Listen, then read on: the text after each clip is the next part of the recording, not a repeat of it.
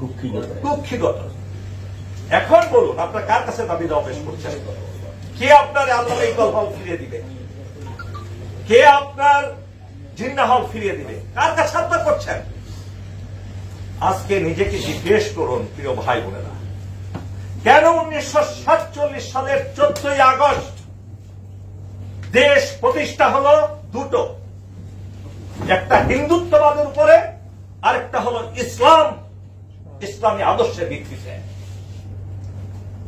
এটা হলো আইফোনের সফটওয়্যার আর অ্যান্ড্রয়েড ফোনের সফটওয়্যার কি এক জিনিস?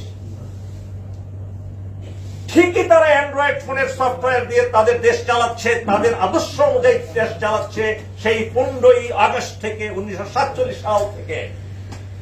কিন্তু আপনার আমার মুসলমানরা, গরু খাওয়া মুসলমানরা ইসলামী আদর্শ থেকে বহু যোজন দূরে চলে গেছেন। যারা রাজনৈতিক নেতৃবৃন্দ ছিলেন তাদের চরিত্র ইসলামিক চরিত্র ছিল না। তারা দেশের মন্ত্রী ছিলেন, প্রধানমন্ত্রী ছিলেন, প্রেসিডেন্ট ছিলেন, যারা দেশ পরিচালনা করছিলেন তাদের মধ্যে ইসলামী চরিত্র ছিল না। রাত্রে মদ খাইতেন, বাইজিদের নাচ দেখতেন, উপরে উপর ইসলামের কথা বলতেন।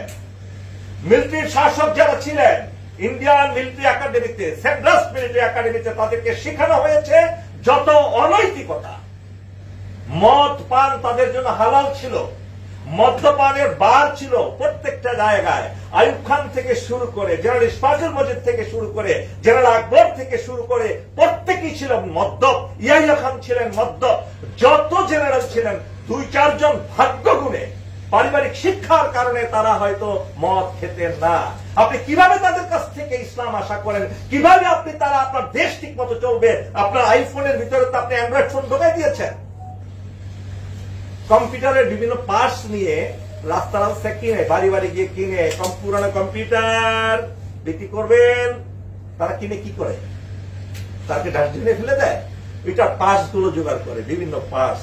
কোনটা থেকে হার্ড ডিস্ক নেয়, কোনটা থেকে বিভিন্ন জিনিসগুলো নিয়ে আবার এটা কোলন কম্পিউটার তৈরি করে, সেটা আবার বিক্রি করে। আমরা তো কোলন জাতি। আপনারা চিন্তা করুন, এখানে এতগুলো মানুষ বসে আছে, ইসলামিক চরিত্র আপনার মধ্যে আমার মধ্যে কতটুকু আছে একবার জিজ্ঞেস করুন তো। আমরা দিনে কয়টা মিথ্যা কথা বলেছি আজকে একবার নিজেকে জিজ্ঞেস করুন তো, যে মিথ্যা কথা বলা আমাদের হারাম। জিজ্ঞেস করুন আপনি কয়জনের সাথে প্রতারণা করেছেন নিজেকে। প্রতারণা, অর্থের প্রতারণা বলেন, কথার প্রতারণা বলেন, প্রতিশ্রুতির কথা বলেন, আমরা প্রতারক। আজকে আমাদের ইসলামী চরিত্র নাই, কিন্তু নরেন্দ্র মোদীর আছে। নরেন্দ্র মোদীর আছে। আল্লামা ইকবালের একটা কথা বলি আমি। আল্লামা ইকবাল কি বলেছেন? আল্লামা ইকবাল আপনারা জানেন 1887 সালে 9 নম্বর জন্মগ্রহণ করেন। মাত্র 60 বছর উনি জীবিত ছিলেন, তাই নয় কি? 21 এপ্রিল 1948 সালে মারা গেছেন, 60 বছর বয়স ছিল তার। তিনি বলেছেন, আমি পাশ্চাত্যের পড়ালেখা করলেও তাদের সংস্কৃতি সভ্যতা আমাকে পথভ্রষ্ট করতে পারে নাই, কারণ মদিনার ধূলিকণাগুলো আমার চোখে সুরমার মতো লেগেছিল। আপনার আমার মধ্যে কি আছে? আজকে মিশনারি স্কুলে পড়েও তার মধ্যে এই জিনিসগুলো তার জাগ্রত হয়েছিল। আপনার আমার মধ্যে কতটুকু ইসলামী চেতনা আছে বলুন? আছে? নাই। কোরআনের চেতনা আছে? আজকে সকালে কে কে কোরআন পড়েছেন? আল্লাহর বাণীকে নিজের বুকে ধারণ করেছেন? জিজ্ঞেস করুন। কার কাছে আপনি আবেদন করেন? হাসিনা আপনার কথা শুনবে? খালেদা জিয়া আপনার কথা শুনবে? আর তারেক রহমান আপনার কথা শুনবে? কতটুকু ইসলামী জ্ঞান তাদের আছে?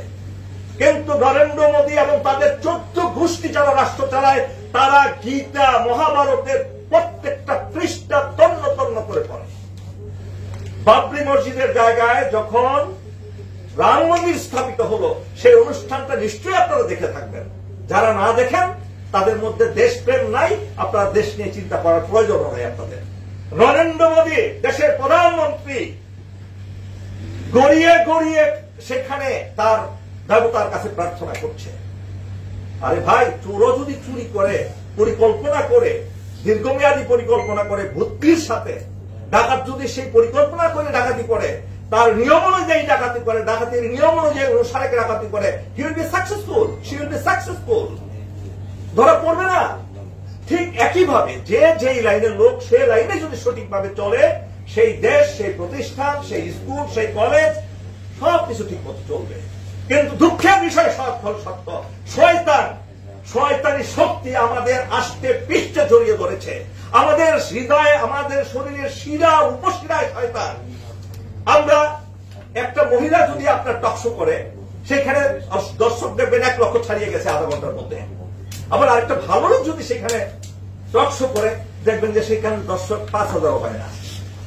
এই বাংলাদেশে আপনি কার কাছে আবেদন করবেন ভাইরা আমার? সুতরাং হার্ডওয়্যার আছে, সফটওয়্যার চেঞ্জ করতে হবে। আজকে গণতন্ত্রের জন্য আন্দোলন করে। গতকাল আমার প্রত্যেকদিন টকশো থাকে। আমাদের শ্রদ্ধেয় এখানে ভাই আছেন, আমাদের মহসিন রশিদ ভাই, জাতির বিবেক, আমার স্নেহের মেজর সারোয়ার আছে। আমি একটা কথা জোর দিয়ে বলি, আপনার গণতন্ত্রের আন্দোলন করছেন, এই যে ফুয়াদ ভাই করছে, নূর ভাই করছেন, গণতান্ত্রিক আন্দোলন করছেন। আগে নিজের দলে কতটুকু গণতন্ত্র আছে সেটাকে দেখেন। আমি আপনাদের উদ্দেশ্য করে বলছি না, আমি সবাইকে উদ্দেশ্য করে বলছি। আপনি নিজের দলেই গণতন্ত্র নাই, আপনি কিভাবে গণতান্ত্রিক আন্দোলন করেন? আজকে কনসাস পুরো জাতি একটা মিথ্যুক জাতি, আমরা মিথ্যুক জাতি, অভিশপ্ত জাতি, অভিশপ্ত জাতি। হারিকেন মার খায়, আমারও মনে আছে পাকিস্তান আমলে আমরা এই করেছি, একটা দল গণতন্ত্র নাই। বিএনপি কোন জায়গায় গণতন্ত্র আছে আপনি দেখাতে পারবেন? আজকে 1/11-তে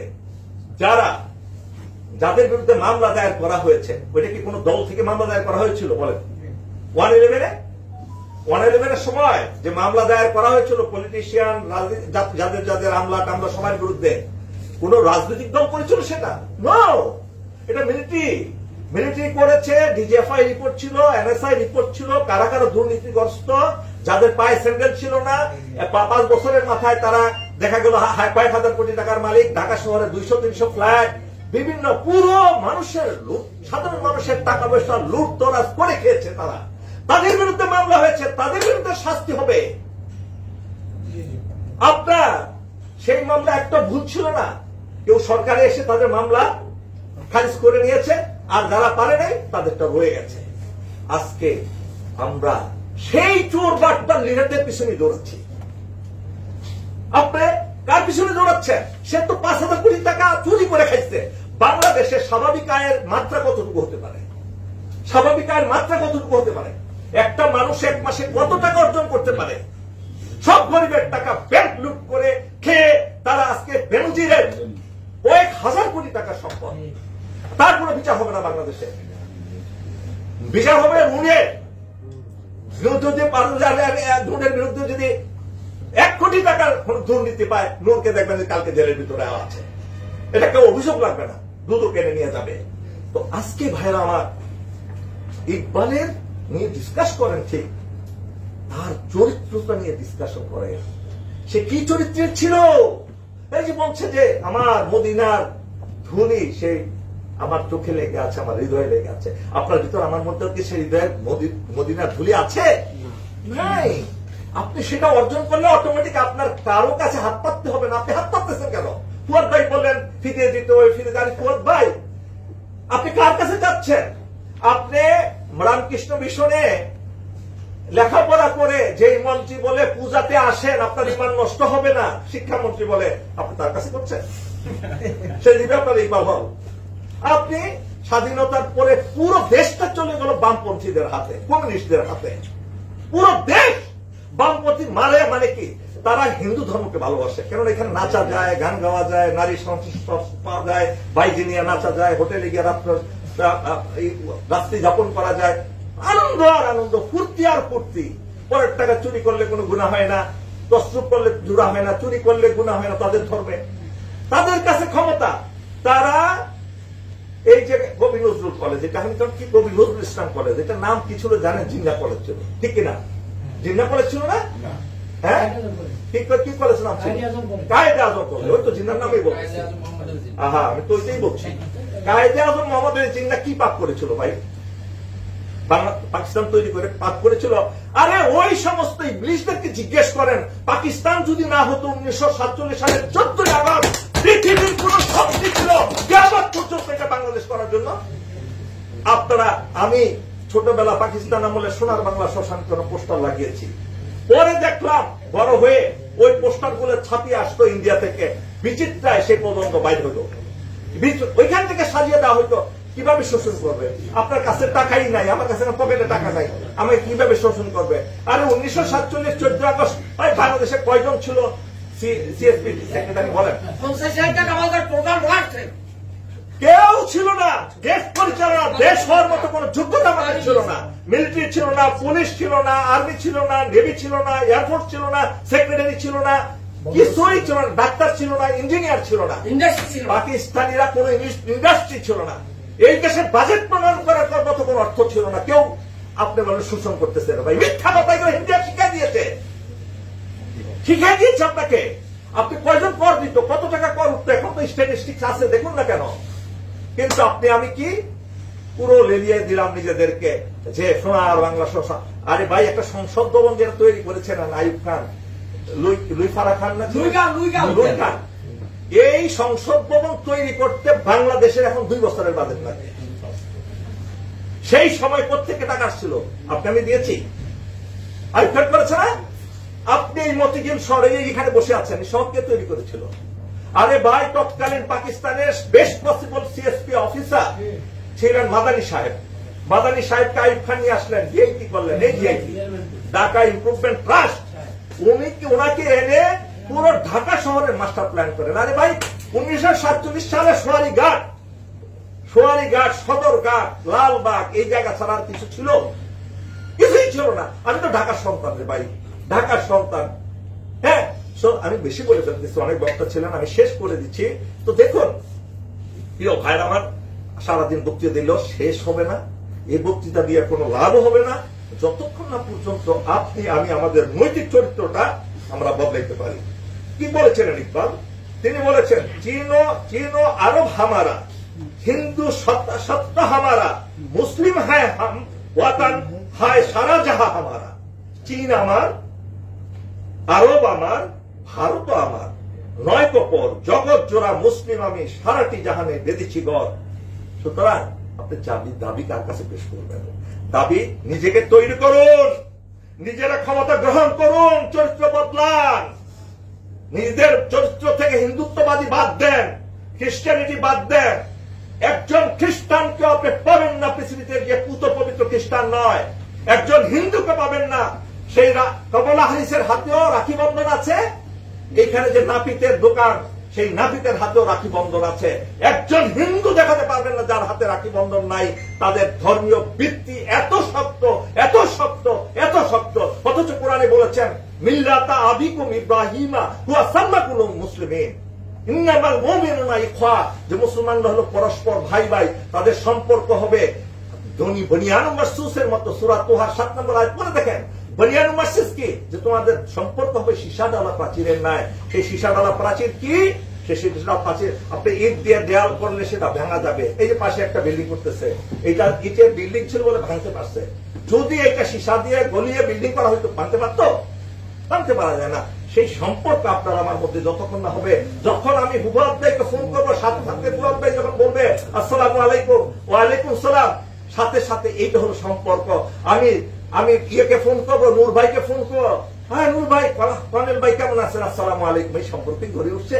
সবাই আমরা স্বার্থের কথা চিন্তা করি, কে কত বড়, কে কত বড় বক্তা, কে কত বড় বহার, কে কত বড় লম্বা, কে কত বড় সুন্দর, এইটা কিছুই আপনার নিজের না, সব আল্লাহ প্রদত্ত। সুতরাং ভাই বোনেরা, এটা শুধু শুধু আলোচনা। এই আলোচনার ফলফ্রুট তখনই হবে আমি যে কথাগুলো বললাম, এই কথাগুলো নিজেদের চরিত্রে বাস্তবায়ন করুন। ইনশাআল্লাহ Bangladesh will be the best country in the world. I colonel Haque সে, আপনারা ভুলে যাবেন না, একজন কর্নেল হক, কর্নেল গনি, ওসমান গনি আমার চেয়ে কম বয়সে বাংলাদেশের কমান্ডার ইন চিফ ছিলেন, সর্বাধিনায়ক ছিলেন কিনা? মেজর জিয়ার বয়স ছিল কত? খালেদ মোশাররফের বয়স ছিল কত? তারা এই দেশের নেতৃত্ব দিয়ে যুদ্ধ করেছে। সুতরাং আমরাও পারি এই দেশকে আবার স্বাধীন করতে হবে। সেই কাজ করতে হলে মর্দে মুমিনের দরকার, কাপুরুষদের দরকার নেই। সেইভাবে যদি ইউনিটি হয়, এক পা এখানে আরেক পা এখানে দিয়ে হবে না। আপনাকে একটা আদর্শের উপর ভিত্তি করে, যে আদর্শের কারণে দেশ স্বাধীন হয়েছিল, সেই আদর্শের উপর ভিত্তি করে আপনাকে মজবুত হয়ে আপনি দেশ অটোমেটিক্যালি আপনার কাছে ক্ষমতায় চলে আসবে। আপনাকে এই অশিক্ষিত কুশিক্ষিত লোকের পিছনে ঘুরতে হবে না। আমি অনেক বলে ফেললাম, আমার ভুল হলে আপনারা ক্ষমা করে দিবেন। আমি আপনাদের কাছে ক্ষমা প্রার্থী। আমার শ্রদ্ধেয় মহসিন ভাই আমাকে চেনেন, আবার যারা চিনেন তারা ভালো করে জানেন আমি এই সত্য কথা আরবিতেও বলে আসছি, সবসময় বলে আসছি। আমার নামও হক, আমার হক কথা চ্যানেল আছে, আপনারা দেখবেন হক বয়ে, ইনশাআল্লাহ সেখানে একই কথা হয়। আজকে রাত্রে একটা অনুষ্ঠান আছে, ইন্ডিয়ার খায়েশ জমেছে। তারা নিরাপত্তা পরিষদের 5 জন স্থায়ী কমিটি আছে না, 5 জন স্থায়ী সদস্য, তারা 6ষ্ঠ মেম্বার হতে চায়। অলরেডি ইলন মাস্ককে দিয়ে ইয়েকে কনভিন্স করে ফেলেছে, এই আমেরিকাকে কনভিন্স করেছে। আমেরিকা আবার রাষ্ট্রীয়ভাবে বলেছে হ্যাঁ ইন্ডিয়ার আসা দরকার আছে। আপনি কার কাছে আপনি আমেরিকার কাছে গিয়ে গণতন্ত্র আনতে চান না, আপনার আমেরিকা আপনাকে সমর্থন দিবে। জনগণকে বাদ দিয়ে আপনি ইন্ডিয়ার পায়ে পড়ে যা থাকেন ক্ষমতার জন্য, ধিক্কার আপনাদেরকে। আমি বলেছি বিএনপির নেতা নেত্রীরা যদি মোদির মুতো খায়, সরি ফর মাই ল্যাঙ্গুয়েজ, ইউরিনও খায়, তারপরে তাদেরকে সমর্থন করবে না। আর তারা গিয়া ওই স্বরাষ্ট্রমন্ত্রীর বাসার পাশে গিয়ে দাঁড়া থাকে ঘন্টার পর ঘন্টা, তাদের এন্ট্রি দেয় না। আরে ভাই যোগ্যতা অর্জন করেন না, তারপরে জনগণের উপরে নির্ভর করেন না কেন আপনারা? সুতরাং প্যালেস্টাইনের কথা বলেন, প্যালেস্টাইনে সেখানে আমেরিকা, মোদি আর নেতানিয়াহু এক। আজকে ওইটাই আলোচনা হবে রাত্রে 9:30টায়, আপনারা শুনবেন। সেখানে আলোচনা করবেন প্রাক্তন পররাষ্ট্র সচিব মোহাম্মদ তৌহিদ হোসেন এবং লেফটেন্যান্ট জেনারেল আমিনুল করিম, ওয়ার্ল্ড ফেমাস একজন ইন্টেলেকচুয়াল। ইনশাআল্লাহ আমি অনেক কিছু বলে ফেললাম, ক্ষমা করবেন। মুরব্বীদের সামনে বিশেষ করে আমি কৃতজ্ঞতা জানাই। আবুল খায়ের ভাইয়ের সাথে আমার পরিচয় হয়েছে 2019 সালে এক কাঞ্চনের একটা জায়গায়, এবং সেখান থেকে আমি উনি খুঁজে পাচ্ছিলাম না ওনাকে। তারপর অবশেষে প্রেস ক্লাবে দেখা হলো ওদের। তো আবুল খায়ের ভাইয়ের বয়স হয়েছে কিন্তু স্পিরিট কমে নাই, আল্লাহর রহমত। আমার চেয়ে জোয়ান নয়, জিন্নামায় কিন্তু তার শক্তি অর্জন করে, অগ্নি পূজা করে, সবকিছু করে। আমরা কি করি? আমরা গভীর রাত্রে তাহাজ্জুদ নামাজ পড়লে আমাদের স্পিরিচুয়ালিটি আসবে, আমরাও ফু দিলে শয়তান ধ্বংস হয়ে যাবে। আল্লাহ হাফেজ, বাংলাদেশ জিন্দাবাদ। ধন্যবাদ।